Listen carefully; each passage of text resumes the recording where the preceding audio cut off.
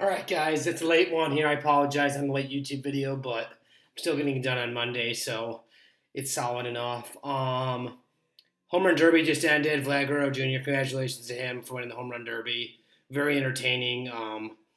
Julio Rodriguez and Luis Robert in the first round were absolutely fantastic. Aroa Arena threw up a hell of a fight. Very entertaining stuff. A lot of moonshots there in Seattle. Interesting to see what happens in the All-Star game tomorrow. NL's got a better lineup. It'll be interesting to see what happens in the game tomorrow, though. Going on to the Tigers, All-Star break. They are 39-50 through 89.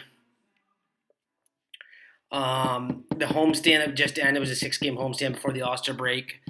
You lose 2 out of 3 to Oakland. You lose 2 out of 3 to Toronto. You go 2-4 on the homestand.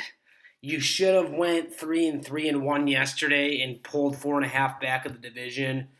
You had a 2-run lead in the ninth inning with Alex Lang on the mound, 2 outs, guy on first, 1-0 count, home run for Toronto. They go to extras. Toronto scores 1. We don't score in the bottom half.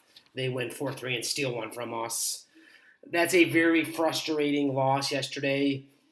Just for the aspect is you could have gained a whole game on both teams ahead of you because they both lost, and you would feel a lot better about yourself going to the All-Star break. You are still only 5.5 out, but man, that game felt that you could have been a game.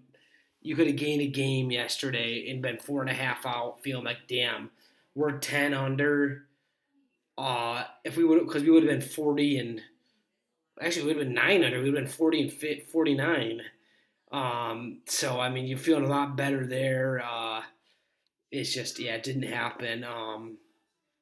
Like I said in my Snapchat, I'm not gonna bitch at the pitching for giving up those 2 runs late by Alex Lang and then Cisnero giving away the ghost runner in the 10th.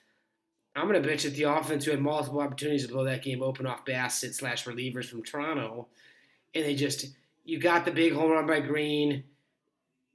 You got an RBI single from Miggy. You got 3 runs, but you should have had 6, if not 8 or 10.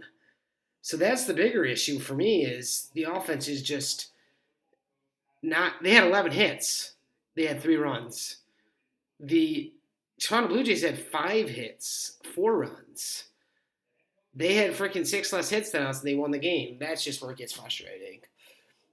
They made their hits count, Toronto, with the home runs, the 2-run homers. They had the 2-run homer, and then they had a RBI ground out in the 7th. To pull within 2, it's like I kept saying, I was at the game yesterday, I kept saying, you got to add on, you got to add on, you got to add on, until all of a sudden it's fucking hits you right in the mouth. Oh boy, it's a tie game. We're going to the bottom of the 9th, tied up, 3-all. And then we have lifeless at-bats at the bottom of the 9th and the top of in the bottom of the 10th. Everyone's on AJ for saying, why didn't you bunt in the 10th? Well, the answer is Riley Green was your leadoff hitter, so you hope he could drive him in or at least get him over to third by swinging.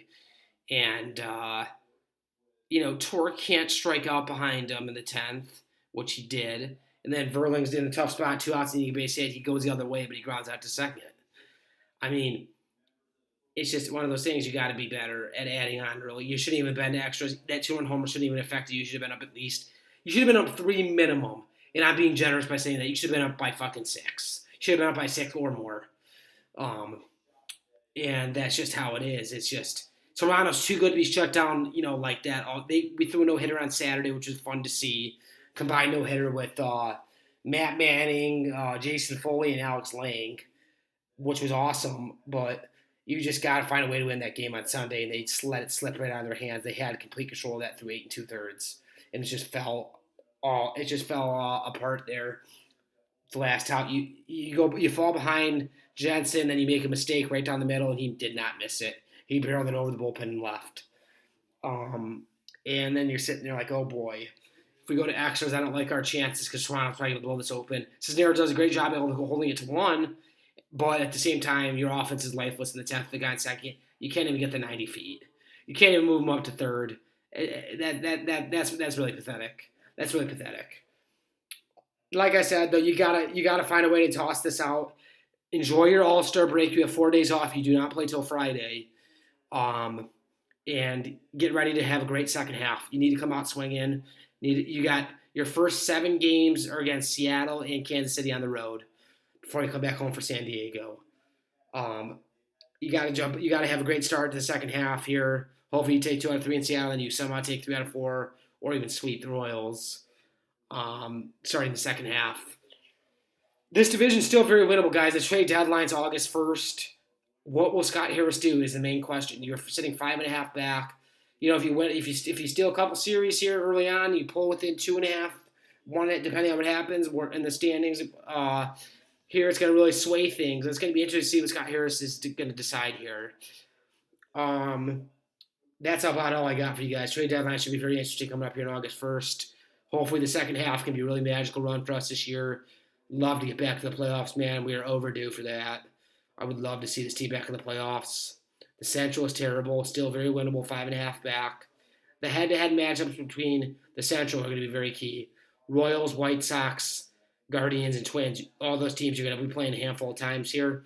You got to take advantage of winning at least all the, winning the series. I'm not expecting sweeps. Series win is what I'm looking for. It's a 4-game or take 3. If it's a 3-game or take 2.